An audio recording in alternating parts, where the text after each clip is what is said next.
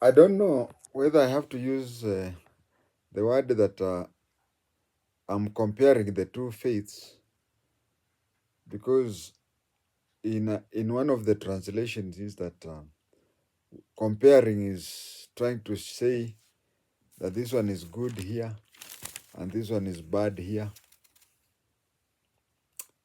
So, or but I wanted to show the similarities. I think that is the best word, to show the similarities of fasting among the Muslims and among Christians, especially of the Catholic faith. There is a lot of similarities. I just wanted to say that I want to pinpoint the similarities. I don't want to compare, because I tend to believe that saying that you are comparing, it may give a bad picture. It may give a picture of trying to say this one is better than this one, and I think that is not good. So I believe that I want just to pinpoint the similarities. I also want to have a deeper understanding of the two faiths, especially now that both are fasting at the same time. When we wake up in the morning tomorrow, Catholics will be fasting and Muslims will be fasting.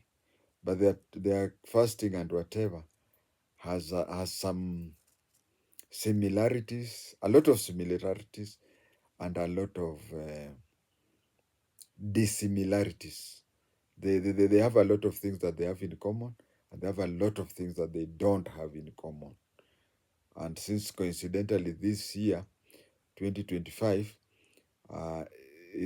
the two fastings have come at the same time, I think it is better to learn about it. Lent, which is the Catholic or Christian, starts from Ash Wednesday. It is for 40 days up to which leads to Easter Sunday. It represents, you see, Jesus was crucified on Easter, according to the Christian faith.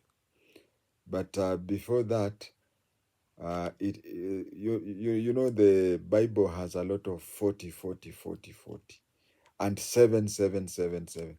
So in the Bible, anything talking of 40 is figurative, which means a long time, and 7 is a short time. So this is remembrance of Jesus undergoing testing for 40 days. You know, Jesus stayed for 40 days without eating. If you look at our neighbor here, Uganda, you'll find that Kisa BCJ did not eat. He only took water for a week. And when he refused food. He has started eating, but when he started just taking water for a week, you can see how he is. So as Christians, the Christians believe that Jesus was God, and that is why he stayed for 40 days. Imagine those 40 days without food and without water. I'll Google I'll Google to see how long a human being can stay without food and water and still stay alive. The longest any human has stayed. But Jesus stayed for 40 days and 40 nights without food, but it is not humanly possible. So that is how Lent is. Ramadan starts on the 9th month. Actually, the ninth month of the Ramadan is called Ramadan. 9th month of the Islam calendar is called Ramadan. You'll find that in a Christian,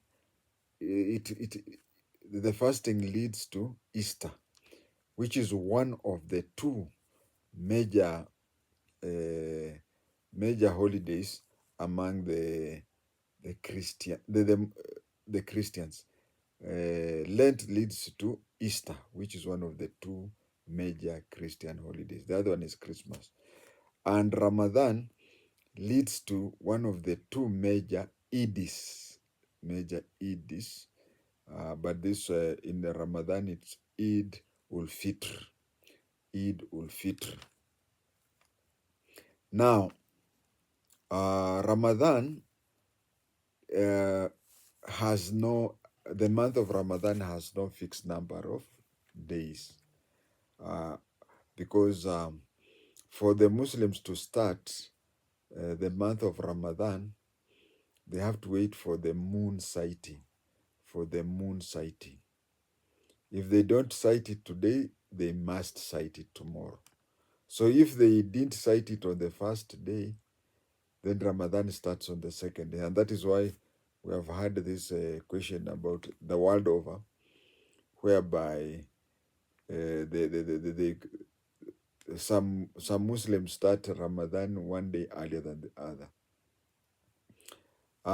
I can say that to some extent the technology has affected that. Technology has affected that because the Quran says that once the sighting of the moon, then you start your Ramadan. In those years, up to maybe a few years ago, people used to sight it. But with technology, most people monitor each other. And when the moon is sighted elsewhere, through the social media, it is told worldwide, and then that is how it starts. And also Ramadan ends with the sighting of another moon, of the next moon. Now you'll find that due to you see the timing that we have, the watch that we have is not equivalent to, let's say, the solar time or the lunar time. So you find that when the Quran when not the Quran, when the Ramadan starts, you find that it may take 29, even if you saw the moon with your own eyes, you'll find that in some years Ramadan may take a day more than the other, because the sighting of the moon doesn't take exact time as our watch. So Ramadan leads to Eid ul Fitr, which in simple language is the Eid of feasting. The Eid of feasting. It is feasting to celebrate when Prophet Abraham had been told to slaughter his son, and he didn't. So that is how it was. And the Lent, the Catholic Lent, goes up to the time of Easter, when the Son of God was to be slaughtered for us. So there is a lot of similarities there. Both provide an opportunity for deep spiritual concentration,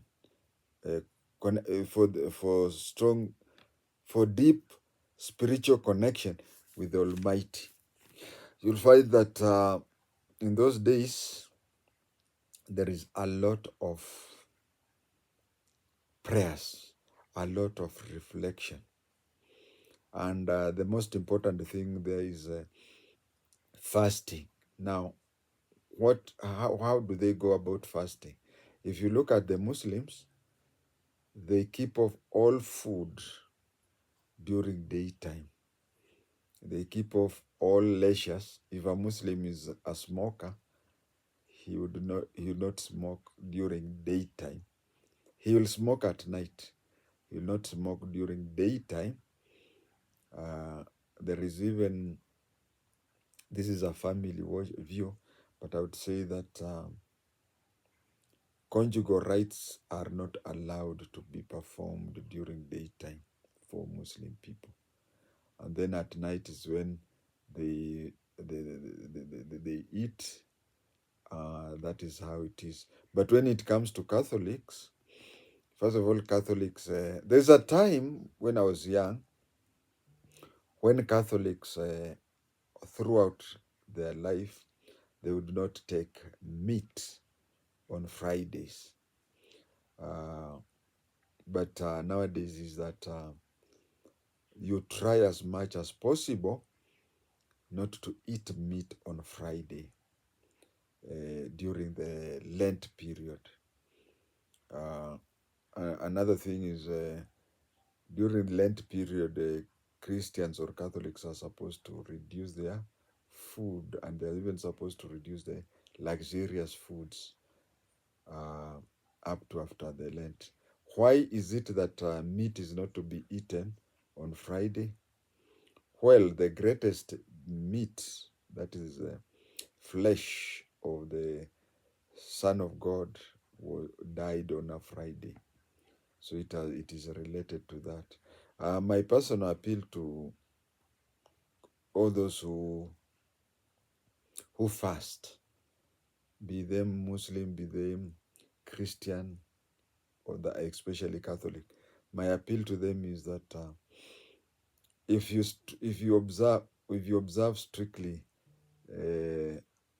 fasting, and especially this holy month, you are supposed to give a lot of what do you call, give to the poor.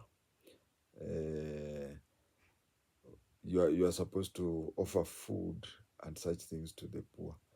I would also request both faiths, Catholic and Muslim, that if you look at the way you yourself eat that time during that month, I would say that I would advise that the saving in the money you have, give alms to the poor. Give alms to the poor, or to a charitable organization. That is how I would really want to believe. In Muslim faith, it is believed that the Quran was revealed to Muhammad in the 9th month of Ramadan. In the 9th month of their calendar, which is the Ramadan month, is when the Quran was revealed to Muhammad, and it was revealed in such a way that Muhammad was illiterate, and he was told to cram. The word comes is if I'm forgetting the name. It starts with IQ, but he was being told chant. Yeah, actually in English is chant. So he would be told something, and then he would cram. He would be told something, then he would cram, and then later on he used that opportunity to have somebody write that. So that is how it was revealed to him in that month. Eid al-Fitr, that is the Eid of feasting. As I said, it is one of the two Eids. The other one is Eid ul-Hajj. It also happens when people go to Mecca, the Holy Land, for Hajj. I want to pay my gratitude to especially our Muslim brethren. Recently, before the YouTube picked up,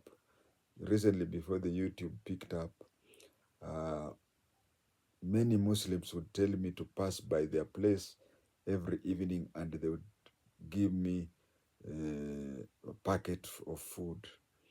I want to mention, among others, there is a petrol station near the Riruta. There are two petrol stations. There is one whose name I'm forgetting, but it is within Naivas supermarket in along Naivasha Road, very near precious girls, Riruta. And then there is also, on the other side, there is another petrol station called Lukman, just opposite, just next to Riruta Health Center. These two are owned by Somalis, and before YouTube started paying, they in such a month I would pass through there, and they would give me packets full of food. Imagine, of course, the food would be there for the 1 month, but the way they would give me, visiting there, you find it's like they were competing. Everybody would give you, let's say, a kilo of rice, a kilo of sugar, such as. So you find that I would have food for over 3 months. When it comes to Eid ul Fitr, the Eid of celebration of feasting, I remember when I was a senior police officer, when I was a senior intelligence officer in Northeastern, uh, I was really happy about the Somalis. What do they do? Muslims, but you see, Somalis are Muslims. What Somalis would do is on the day of Eid ul Fitr, he would go to the gate of his boma, and then he would start getting out animals. He would start with what do you call camels. He would count 1, 2, 3. The 10th one, he says, go. It goes the other direction.